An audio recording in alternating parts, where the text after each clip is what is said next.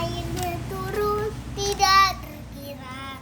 Cobalah tengok dahan dan ranting, pohon dan kebun basah semua.